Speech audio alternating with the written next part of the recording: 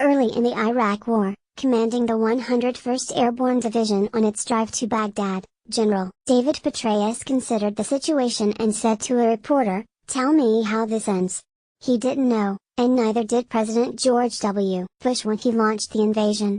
It's a question that every president should ask, and answer, before starting a war. What's true of shooting wars is also true of trade wars. President Donald Trump and his advisors, aggrieved by our trade deficit with China and its illegitimate trade practices, set out to bend the Chinese to his will by slapping tariffs on steel and aluminum from China. Instead of suing for peace, Beijing responded with duties on American pork and other products. On Tuesday, the Trump administration escalated by announcing 25% levies on some $50 billion worth of Chinese goods. China fired back with tariffs on a range of American products. "If someone wants a trade war," said Wang Xiaowen, China's Vice Minister of Commerce, "we will fight to the end."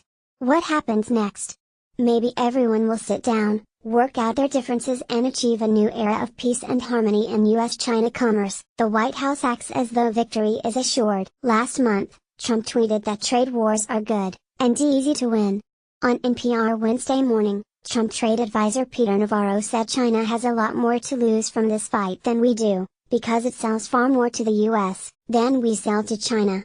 What he didn't mention is that we borrow a lot more from the Chinese than they borrow from us, which makes us equally vulnerable. Trump began this war without first exhausting all peaceful options, such as joining with other countries to press China for changes and initiating a new round of negotiations in the World Trade Organization to address the Chinese practices we see as unfair. Diplomacy, in his mind, is for wimps. He thinks he can get his way through bullying. But he's not really concerned with unfair trade practices. He wants to reverse the trade deficit with China by any means available. So if all these tariffs narrow the gap, he may consider it a victory. What he doesn't seem to have accounted for is that the fight may get very expensive for American corporations, farmers and consumers, or that the stock market may go into a long slump, or that the economy could suffer enough damage to cause a recession. Victory, as he envisions it, could come at a high price.